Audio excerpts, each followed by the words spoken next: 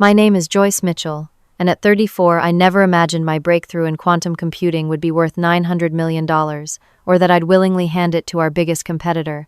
For 7 years I poured everything into developing technology that could revolutionize computing forever. Then Bradley Thompson, the CEO's golden boy son, with zero scientific credentials, called my life's work academic masturbation, while systematically stealing credit for my innovation. What happened next shocked the entire tech industry. Before I continue, if you're watching this, drop a comment telling me where you're tuning in from, and don't forget to subscribe for more stories about standing up for yourself. I always knew I was destined for science. My journey began at MIT, where I completed my undergraduate degree in physics, with the highest honors in my class. Even then, I was usually the only woman in many of my advanced courses. I pushed forward, regardless, earning my PhD from Stanford in quantum physics, followed by prestigious postdoctoral work at CERN in Switzerland. Despite my credentials, I constantly had to prove myself in ways my male colleagues never did. 6 years ago, I joined Quantum Tech Industries with boundless enthusiasm. Their mission statement about pushing the boundaries of what's possible resonated with me, and they had the research funding I needed to pursue my ideas in quantum computing. The facilities were state-of-the-art, the salary competitive, and the opportunity to lead my own research team was everything I had worked toward. On paper, Quantum Tech seemed perfect. Their marketing materials featured diverse faces, they sponsored women in STEM initiatives, and they claimed to value innovation above all else. The reality inside those sleek glass walls told a different story. The executive floor was filled with gray-haired men who had known each other for decades. Board meetings resembled country club gatherings more than strategic planning sessions. Still, the scientific divisions had relative autonomy, and that was all I cared about initially. Robert Thompson, the CEO, was in his 60s, tall, with distinguished silver hair and the kind of confidence that came from decades of success. When I interviewed, he seemed genuinely impressed by my research proposals. "Joyce, you're exactly the kind of talent we need to keep quantum tech at the cutting edge," he told me, shaking my hand firmly. I believed him then. For the first 3 years, everything went according to plan. My team made steady progress on our quantum coherence problems. We published papers, secured additional funding, and slowly built our reputation within the industry. Then, Robert's son entered the picture. Bradley Thompson joined Quantum Tech 3 years ago with a freshly minted Harvard MBA and zero scientific background. He was 32, just 2 years younger than me, with his father's height, but none of his subtlety. Where Robert was diplomatic, Bradley was brash. Where Robert asked questions, Bradley made pronouncements. His official title was Strategic Innovation Director, a position created specifically for him that somehow placed him above all department heads in the reporting structure. Within weeks, everyone understood the unspoken truth: Bradley was being groomed to take over the company. "He needs to understand all aspects of the business," Robert explained during the company-wide announcement of Bradley's hiring. "Bradley will be rotating through each division to get a comprehensive view of our operations." The only person who openly questioned this arrangement was Alicia Wright, the sole female board member and former head of research. At 58, with a lifetime of scientific achievements, she had earned her position through brilliance and persistence. She became my unofficial mentor from day one. "Just focus on your work, Joyce," she advised after Bradley's arrival was announced. "Good science speaks for itself." I would later discover how naive both of us had been. My closest ally in the lab was Derek Jenkins, a brilliant physicist in his own right, who joined my team 4 years ago. Tall, lanky, with perpetually disheveled hair and a quiet intensity, Derek was the perfect research partner. He challenged my assumptions, caught my errors, and celebrated my successes without a trace of ego or jealousy. "We're going to solve this decoherence problem," he would say during our late-night lab sessions. "And when we do, it's going to change everything." His unwavering belief kept me going through countless failed experiments. The final key player in this drama was James Monroe, Quantum Tech's CFO. Cold, calculating, with a perpetual frown, James viewed research as a necessary evil that occasionally produced profitable outcomes. "Your department costs us $4 million annually.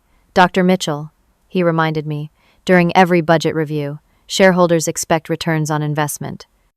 Outside our company walls, our main competitor was Quantum Horizons, led by CEO Catherine Reeves. Catherine had built her company from scratch, securing venture capital through sheer force of will and scientific expertise. Unlike quantum tech, Quantum Horizons was known for its flat structure and researcher-led innovation. We often lost mid-level scientists to them, drawn by the promise of greater autonomy. The quantum computing landscape was intensely competitive. Google, IBM, and dozens of startups were all racing toward the same goal: a stable quantum computer that could outperform classical systems. The first company to achieve true quantum supremacy with a commercial application would dominate the market for decades. $900 million was a conservative estimate of what such technology would be worth. My personal life took a back seat to my research. I lived in a modest one-bedroom apartment despite my six-figure salary 15 minutes from the lab, in case inspiration struck at odd hours. Bookshelves lined every wall filled with physics, texts, and scientific journals. My only companion was Einstein, an orange tabby cat who seemed content with my irregular schedule. I reinvested most of my disposable income into the lab, buying equipment that fell outside our official budget or funding promising graduate students who helped with various aspects of our research. My team consisted of 5 junior researchers, all brilliant in their own ways. They respected my expertise and worked tirelessly to help realize our shared vision. Together, we were tackling quantum computing's greatest challenge: maintaining quantum states long enough to perform meaningful calculations. Little did I know that solving this problem would set in motion events that would transform not just computing but my entire life. The night everything changed started like any other. It was nearly midnight, and the quantum tech building was deserted except for security guards and a few dedicated researchers. I had been staring at the same equation for hours, trying to identify the flaw in our approach to qubit stability. Quantum bits, or qubits, are the building blocks of quantum computers, but they're incredibly fragile. The slightest environmental interference causes them to lose their quantum properties, a problem called decoherence. My team had been working to extend coherence time from microseconds to something more practical. I was about to call it a night when a thought struck me. What if we were approaching the problem backward? Instead of trying to isolate qubits from their environment more effectively, what if we created a system that actively compensated for environmental interference? I quickly sketched a new circuit design, hands shaking with excitement. The math was complex but beautiful, describing a feedback mechanism that could dynamically adjust to maintain quantum states. According to my calculations, this approach could potentially extend coherence time by a factor of 400. This can't be right, I muttered to myself, checking my work 3 times. But the equations held. In theory, it would work. Sleep was out of the question now. I spent the rest of the night running simulations, each one confirming my hypothesis. By 6 in the morning, I had enough data to be cautiously optimistic. I texted Derek, "Need you in the lab as soon as possible. Might have solved it."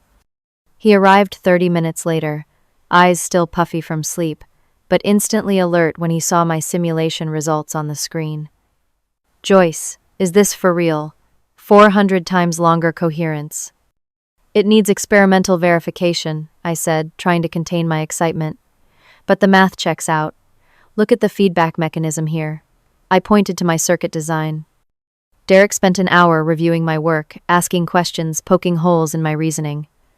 Finally, he looked up, a slow smile spreading across his face. "We need to build this, right now." The next 72 hours were a blur of activity. We assembled a prototype, working through meals and ignoring normal business hours. When we finally ran the first test, the results were better than I had dared hope. The quantum states remained stable for 386 times longer than our previous record. "We did it," Derek whispered, staring at the readout. "Joyce, do you realize what this means?" I did. We had just solved one of the fundamental problems preventing quantum computers from reaching their potential. The implications were staggering: complex molecular modeling for drug discovery optimization problems that would revolutionize logistics and manufacturing, cryptographic applications that would transform data security. The next morning, we brought in champagne for the entire team. Exhausted but exhilarated, we toasted our success in paper cups while reviewing the test results together. "To Dr. Mitchell," Derek said, raising his cup, "whose brilliant mind just changed the future of computing." Everyone cheered, and for that brief moment I allowed myself to feel the full weight of what we had accomplished. 7 years of work, countless failed approaches, and persistent doubt from funding committees had led to this breakthrough. The department heads meeting later that week was electric. As I presented our findings, I could see the exact moment when each person grasped the significance. Dr. Patel from Materials Science kept removing and replacing his glasses, as if clarity of vision would help him better understand the magnitude of our achievement. Dr. Rodriguez from Applied Computing was frantically taking notes, already thinking about applications. "This is extraordinary work, Dr. Mitchell," Dr. Rodriguez said when I finished. "The stability problem has been the roadblock for practical quantum computing. If your results hold under broader testing, this changes everything." News traveled fast. By the end of the day, Robert Thompson had requested a special presentation for the executive team. I spent that night preparing slides, making sure the technical concepts would be accessible without dumbing down the science. The executive presentation went even better than I had hoped.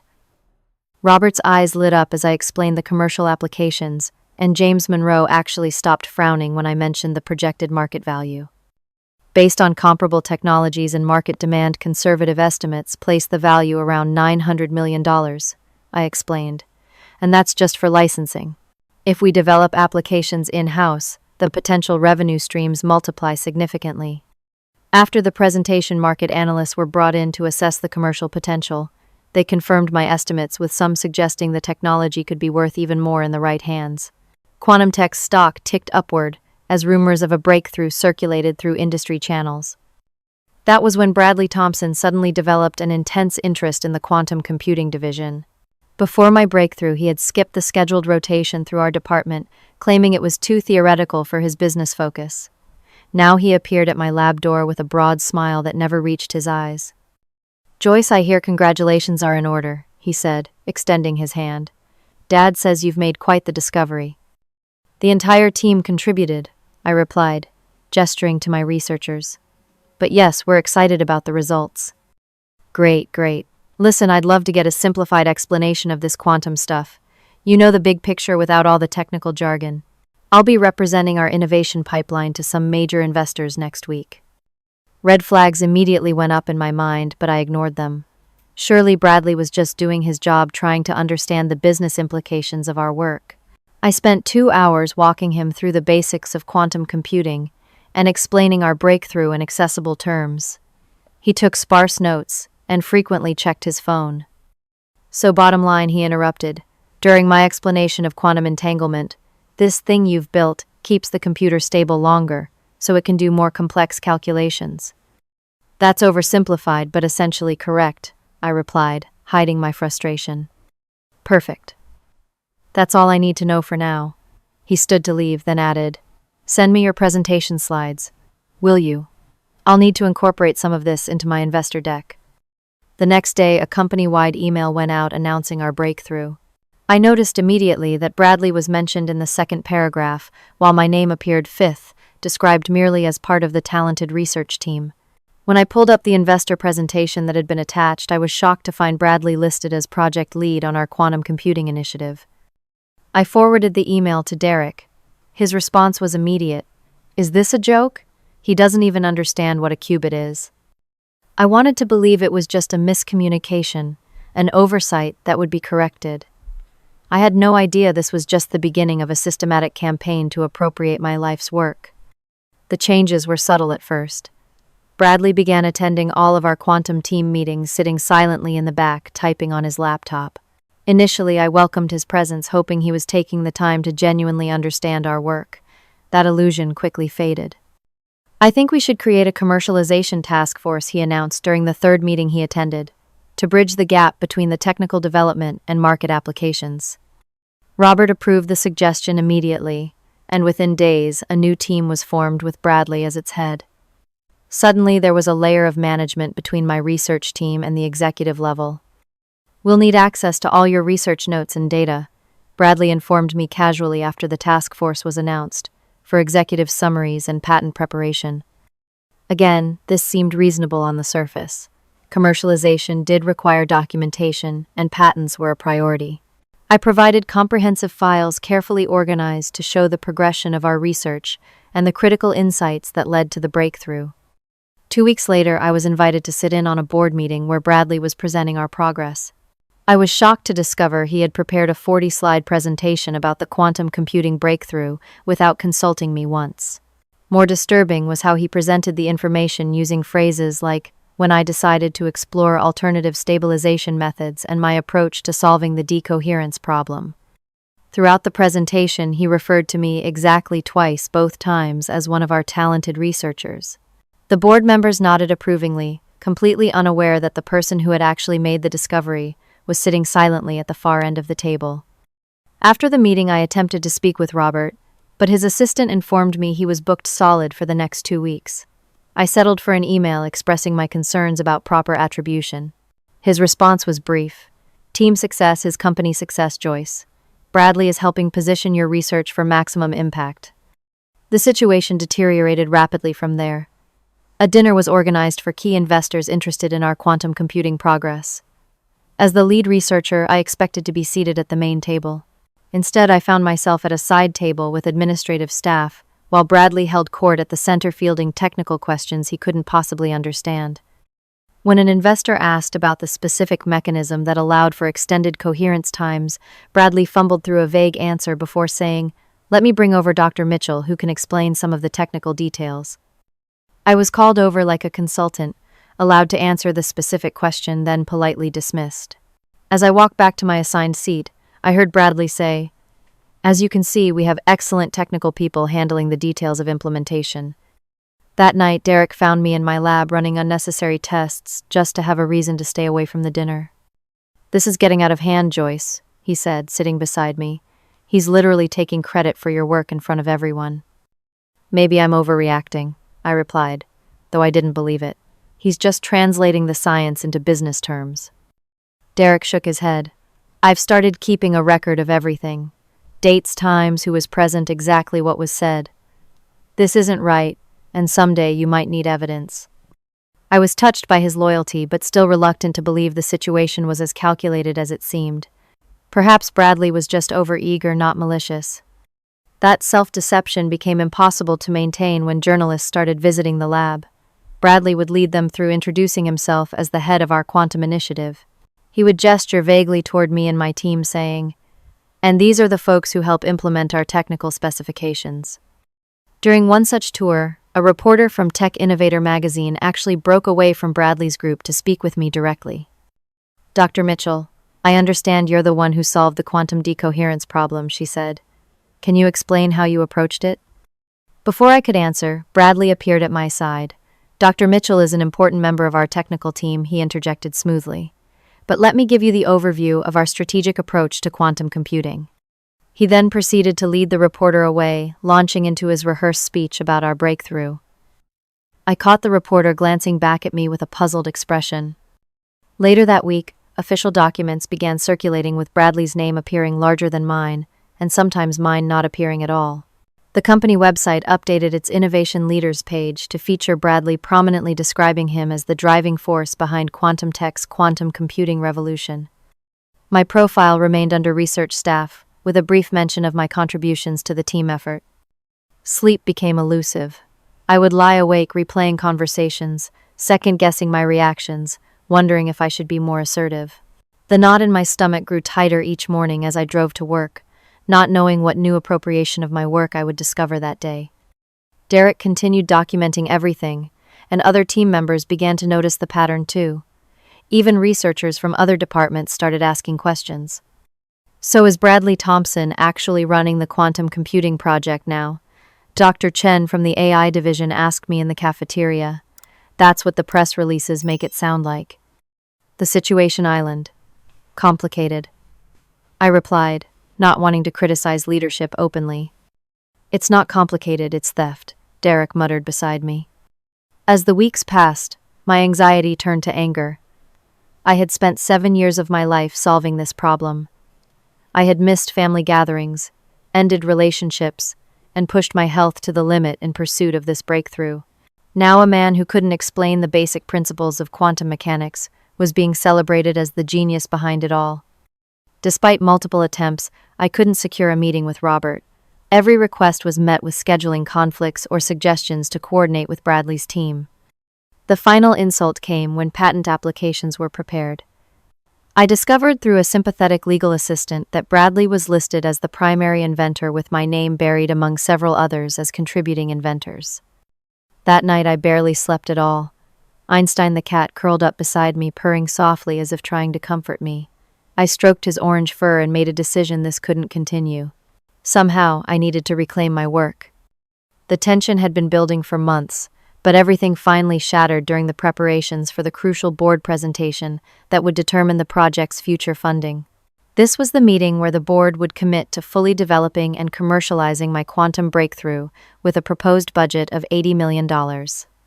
I spent 2 weeks creating comprehensive technical slides that explained our progress, future development paths, and potential applications. The presentation was meticulous with the perfect balance of technical depth and accessibility. I sent it to Bradley for review, expecting minor feedback. What came back was unrecognizable. He had stripped out 90% of the technical content, replacing it with stock photos of circuit boards and buzzwords like quantum disruption and coherence revolution. More disturbingly, the presentation now positioned him as the visionary who had guided the project from conception to breakthrough. I made some adjustments to better align with board expectations, his email explained. They need big-picture thinking, not technical details.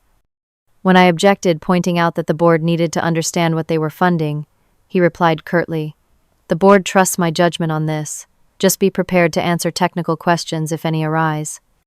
The day of the presentation arrived and the boardroom was filled with executives, major shareholders, and our legal team. Bradley was dressed in an impeccably tailored suit, while I had opted for my most professional black pantsuit and minimal makeup.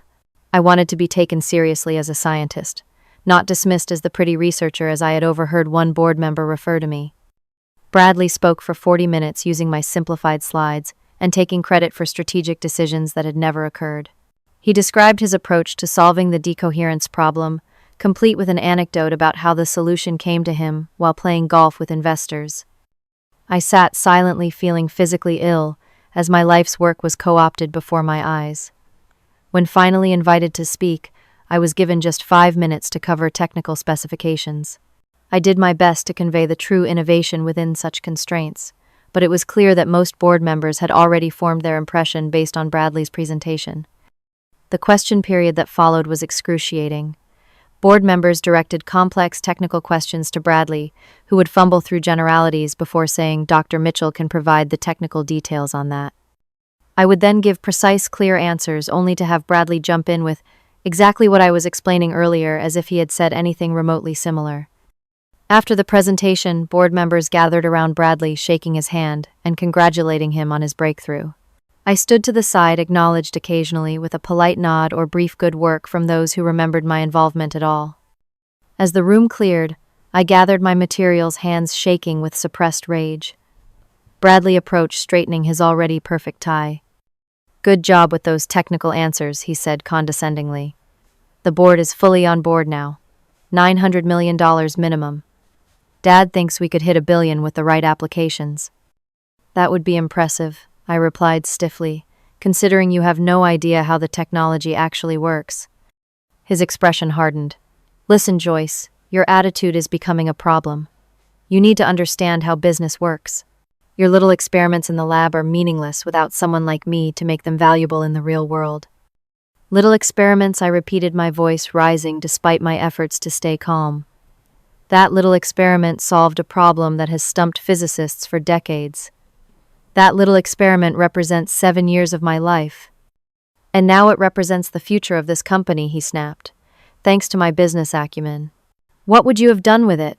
Published another academic paper that 12 people would read.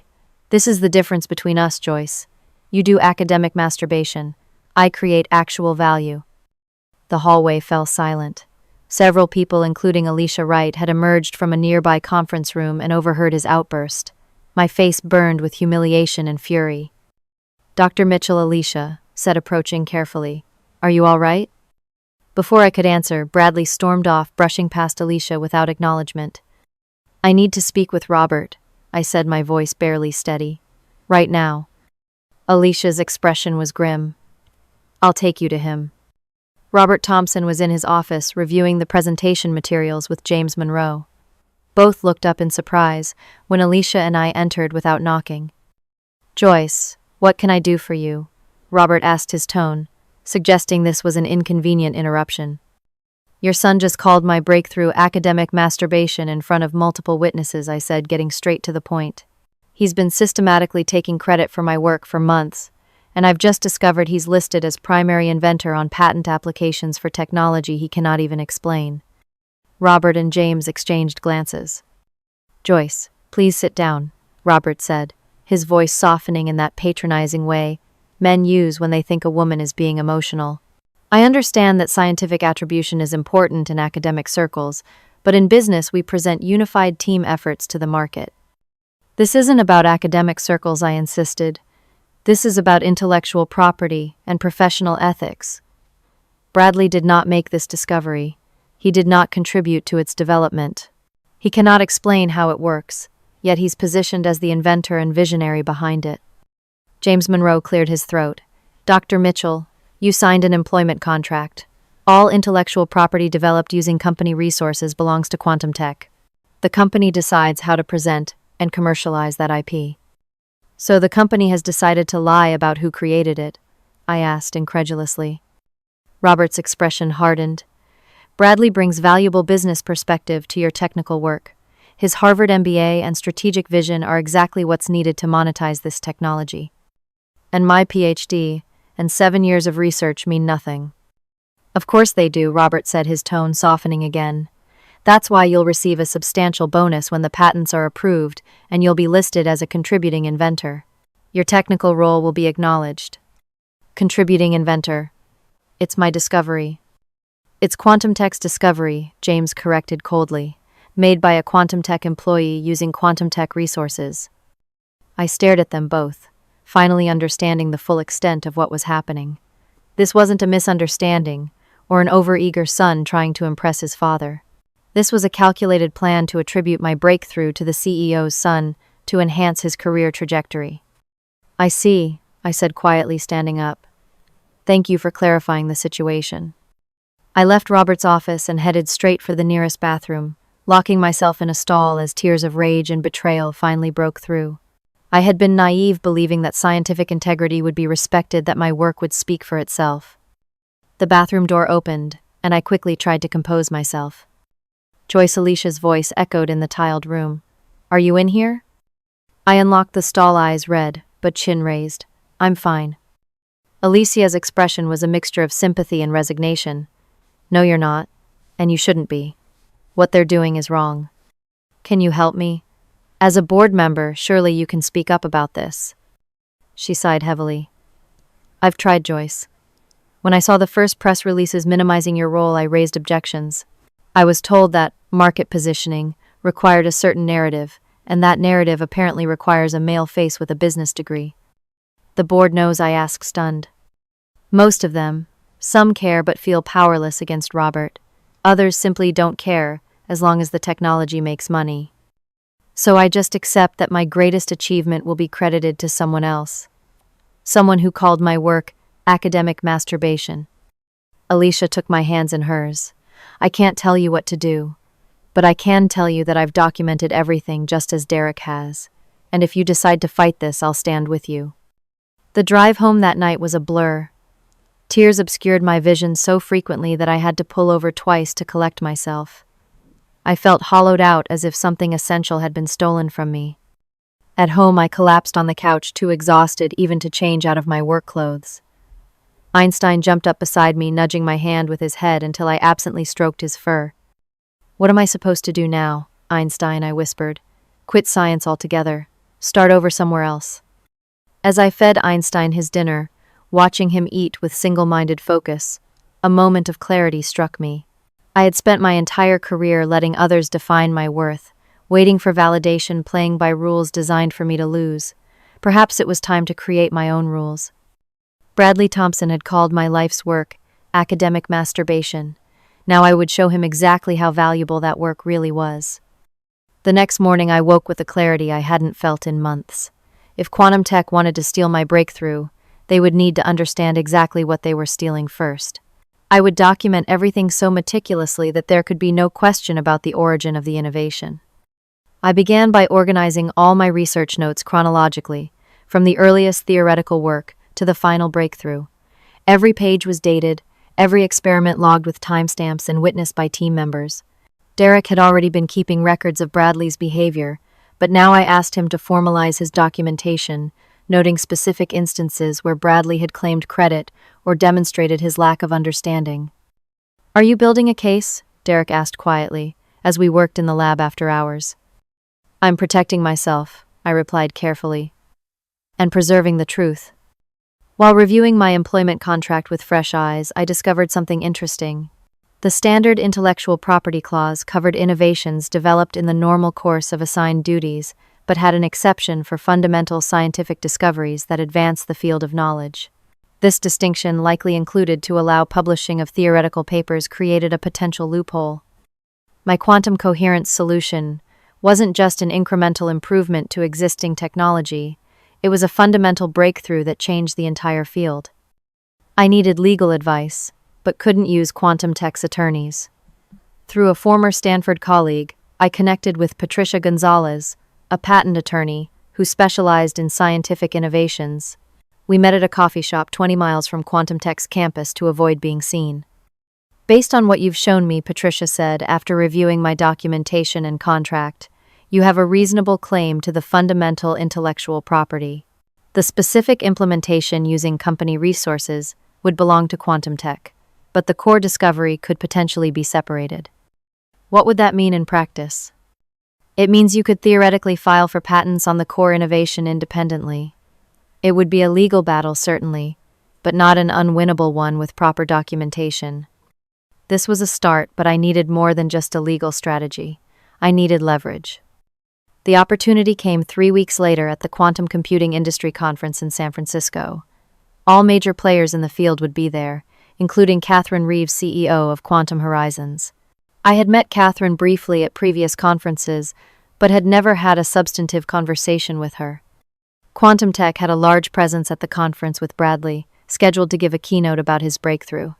I was listed as a panelist for a technical discussion, my role minimized as usual. During the networking reception, I spotted Catherine standing alone near the bar.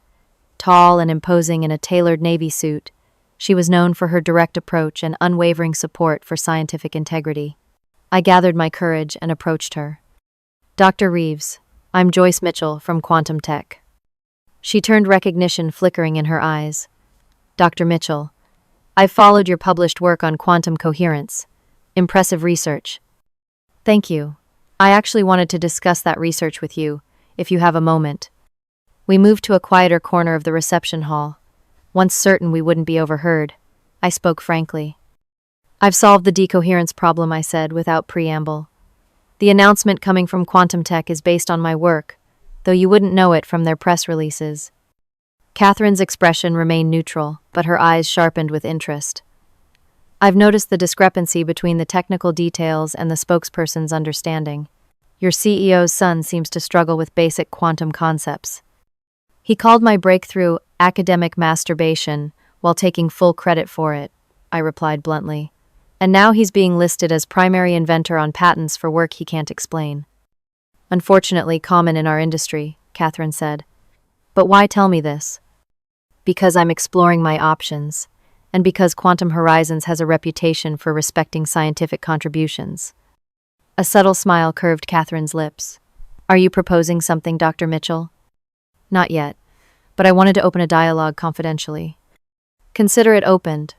She handed me her personal business card with a private number written on the back. "Call me when you're ready to continue this conversation." That brief exchange gave me hope. I now had a potential ally with the resources to challenge Quantum Tech. Back at the lab, I began the delicate process of securing my research. The core mathematical models and theoretical framework were in my head and personal notebooks. The experimental data and prototype designs were on Quantum Tech's servers. I needed to carefully extract what was mine without crossing legal lines. First, I reviewed all my original theoretical work, much of which predated my employment at Quantum Tech. This formed the foundation of my claim to the core innovation. Next, I organized my personal research journals, which documented my thought process and breakthroughs. These weren't company property, as I had maintained them throughout my career. With Derek's help, I documented the exact contribution of each team member, to the final breakthrough, creating a clear record of who did what. This would be crucial if the innovation's origin was questioned. The ethical dimensions weighed heavily on me. I had used company resources and been paid a salary while developing this technology. But I had also brought 7 years of prior research and my unique expertise to solve a problem that no one else at Quantum Tech could have solved. The company's attempt to reassign credit crossed an ethical line that I couldn't ignore. Bradley continued his campaign of appropriation, barely consulting me about the technology he was supposedly spearheading. In one particularly galling meeting, he presented a strategic roadmap for quantum development that contained several technical impossibilities. When I tried to point this out, he cut me off. "We can work out the technical details later, Joyce. The board has approved this direction." His growing arrogance actually worked in my favor. He became so confident in his position that he stopped monitoring my activities closely. This gave me the freedom to prepare my case without interference. The patent filing process accelerated with Bradley's name prominently featured as primary inventor. I was listed 8th among contributing inventors behind several executives who had contributed nothing to the actual innovation. I learned through the company grapevine that a major press announcement was planned for the following month. Bradley would be introduced as the visionary behind Quantum Tech's quantum revolution. The marketing materials were already being prepared, complete with his professional headshots and carefully crafted biography emphasizing his technical leadership. Time was running out. I needed to act before the patents were filed and the public narrative became impossible to correct. I practiced what I would say in the mirror each morning, rehearsing my arguments and preparing for potential responses. "I am the primary inventor of this technology," I would state firmly, looking directly into my reflection. "My work deserves proper attribution." After 3 weeks of preparation, I felt ready. I had documented everything, secured my personal research, and established a connection with Catherine Reeves. I had consulted with a patent attorney and understood my legal position. Most importantly, I had found my voice and was prepared to use it. The final piece of my plan fell into place when I discovered that the patent attorneys would be present at the next board meeting for a technical review before final filing. This was my opportunity to expose the truth in front of all the key decision-makers simultaneously. I sent an email to Robert requesting permission to attend the meeting to ensure technical accuracy in the patent applications. He approved without question, likely assuming I would play my usual role of silent technical support. The night before the meeting, I called Catherine Reeves. "I'm ready to continue our conversation," I said when she answered. "I'm listening," she replied.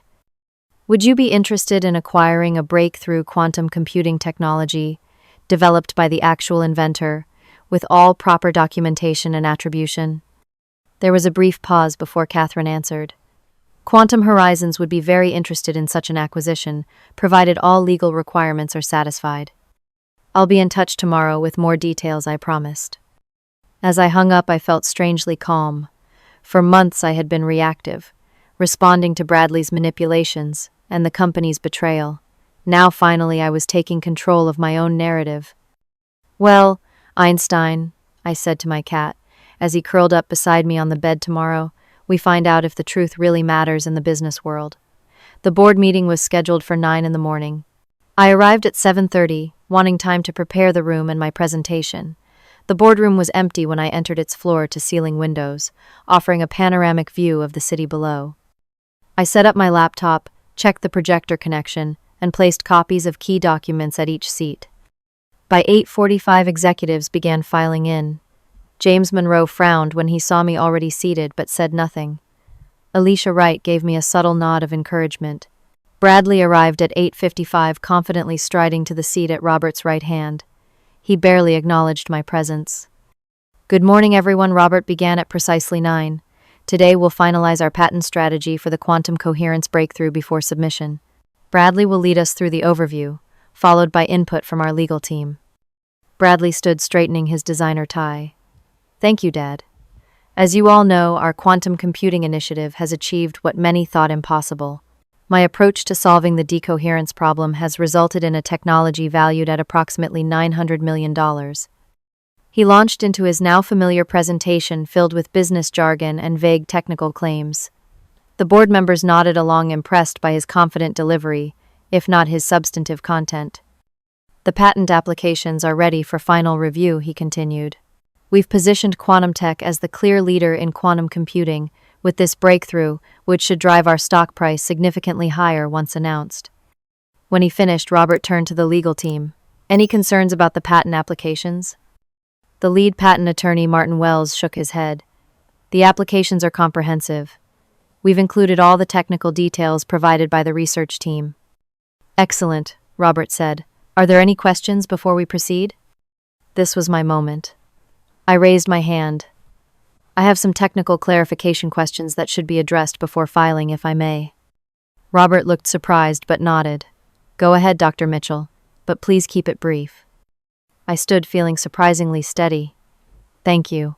Since Bradley is listed as the primary inventor, I believe it's important for the record that he demonstrate his understanding of the technology being patented.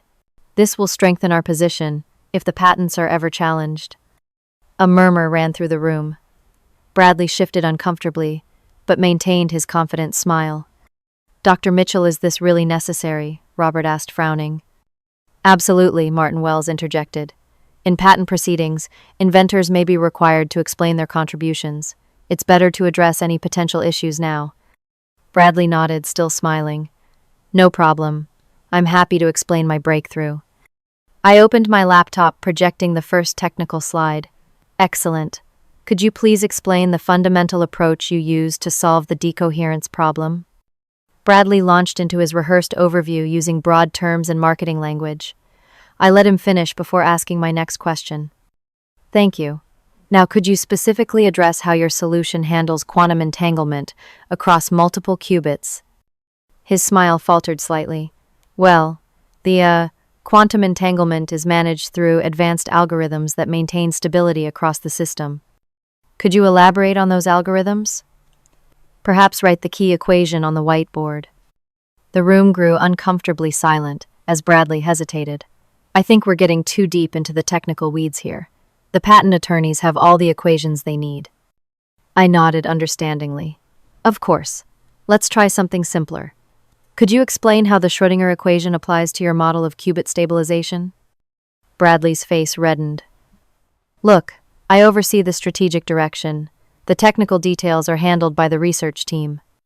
The research team that you lead as primary inventor, I pressed. Yes, exactly, he said, relief evident in his voice. I determine the approach and they implement the details. Then, perhaps you could explain your specific contribution to the invention. What was your key insight that solved the problem?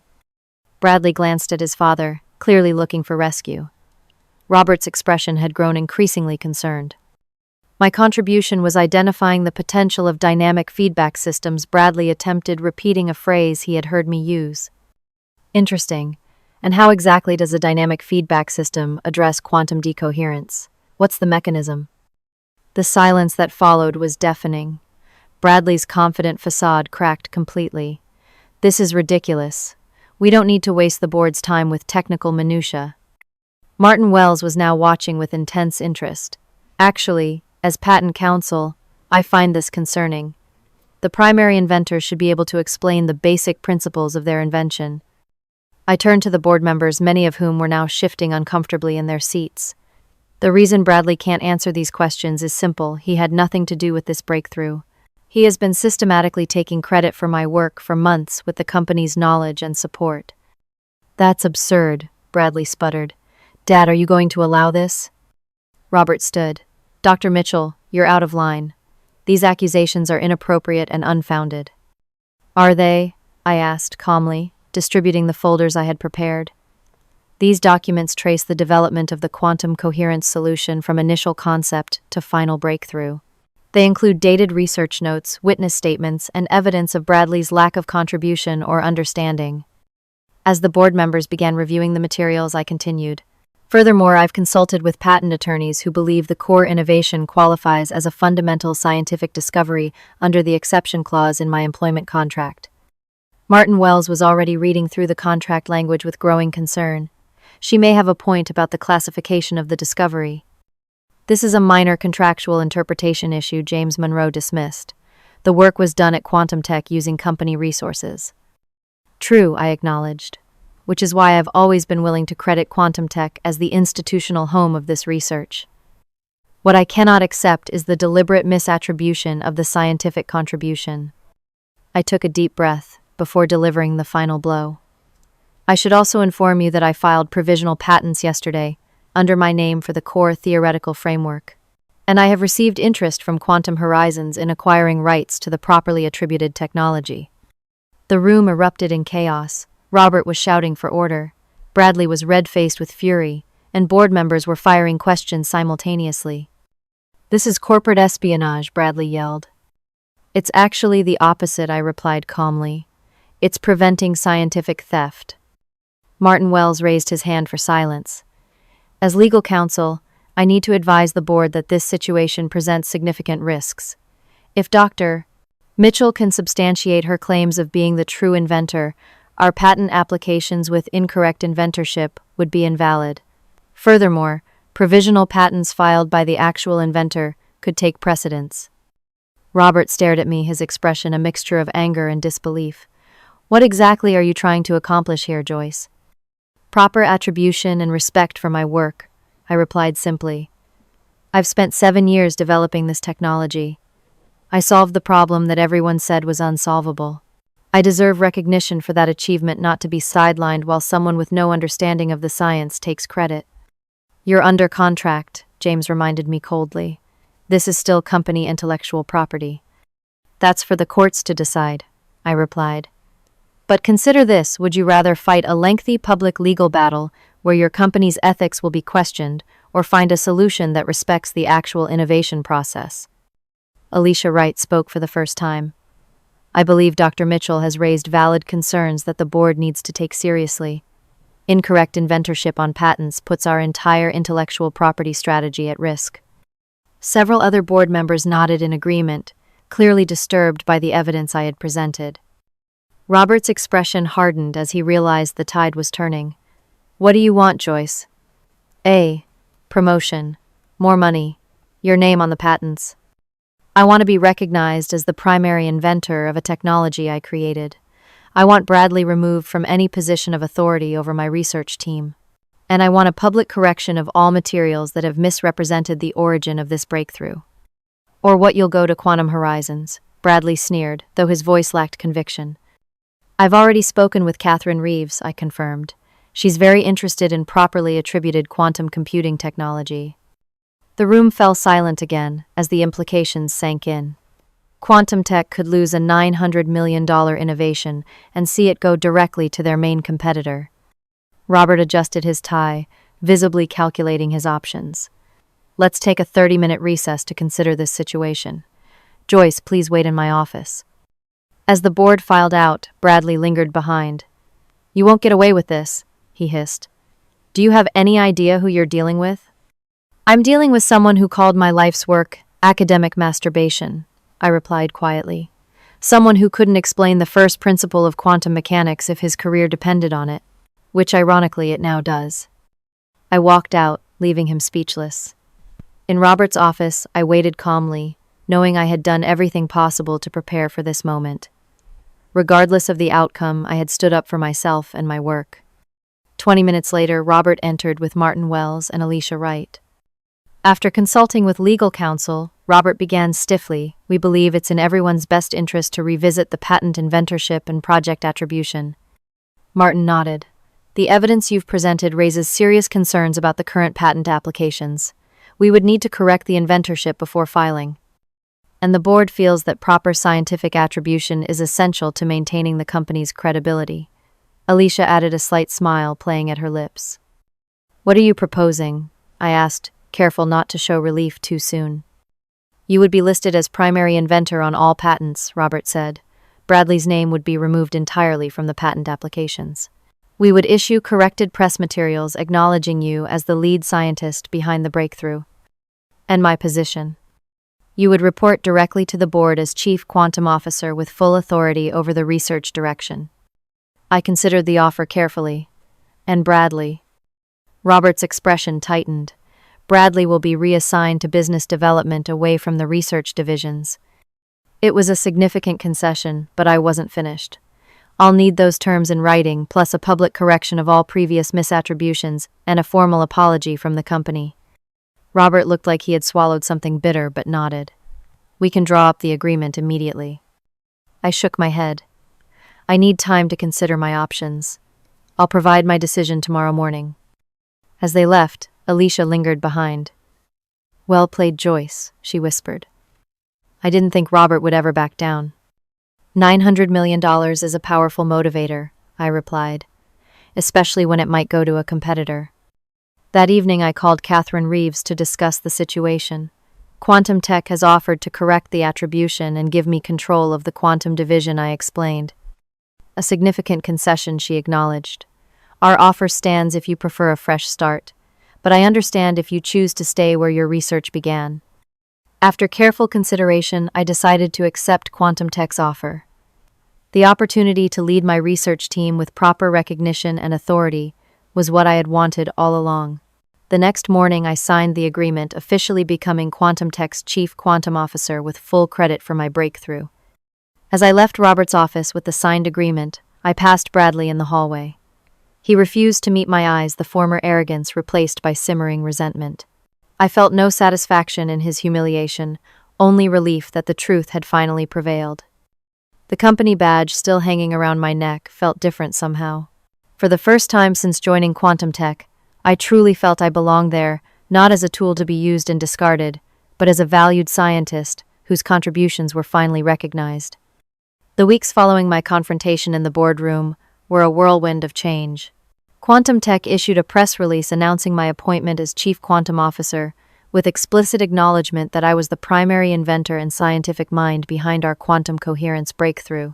Financial analysts noted the unusual correction, but responded positively to the clarified leadership structure. Not everyone was pleased, of course. Quantum Tech stock initially dropped 5% as investors reacted to the sudden change in narrative. However, when I gave my first official press conference, explaining the technology and future applications, the stock rebounded and climbed an additional 8%. The market, it seemed, preferred authentic expertise to manufactured narratives. Bradley Thompson was indeed reassigned to business development, but his position carried little actual authority. His office was moved from the executive floor to a smaller space near the marketing department. I heard through company gossip that he rarely came to the office anymore, instead taking extended client meetings at his country club. 3 months after our confrontation, an internal investigation into the misattribution of my work was completed. The findings were damning enough that Robert Thompson announced his early retirement the following week. In his place, the board appointed Alicia Wright as interim CEO, while a search committee looked for a permanent replacement.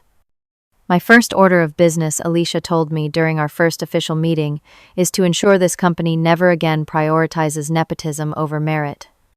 With proper attribution and leadership, my quantum computing team flourished. We expanded from 6 researchers to 20, occupying an entire floor of the research building. The provisional patents were filed with my name as primary inventor, and our technology began attracting attention from major players in every industry that could benefit from quantum computing. Scientific American featured me on their cover with the headline, "The Woman Who Solved Quantum Decoherence." Forbes followed shortly after with a profile titled, "Joyce Mitchell, the $900 million Mind." The recognition was gratifying but secondary to the joy of leading genuine scientific advancement. Derek was promoted to Deputy Quantum Officer, his loyalty and scientific contributions finally recognized. The rest of my original team received substantial raises and proper credit for their contributions to various aspects of the technology. Despite the professional triumph, the emotional impact of the ordeal lingered. I found myself doubting colleagues' motives, questioning sincere compliments, and constantly looking for signs of manipulation. At Alicia's suggestion, I began working with a therapist who specialized in workplace trauma. "What you experienced was gaslighting on a corporate scale," Dr. Barnes explained during one session. "They tried to make you question your own value and contributions. Rebuilding trust takes time." Gradually, with supportive new leadership and continued therapeutic work, I regained my confidence. I established clear boundaries between my professional and personal life, making time for interests beyond quantum physics. I even adopted a second cat, a black kitten named Schrödinger, who became Einstein's reluctant playmate. 6 months after the confrontation, I received an unexpected email from Catherine Reeves at Quantum Horizons. "We're still competitors," she wrote, "but I wanted you to know that your stand for scientific integrity has had ripple effects throughout the industry. Several companies have revised their inventor attribution policies, and female scientists are being more vocal about proper credit. Well done."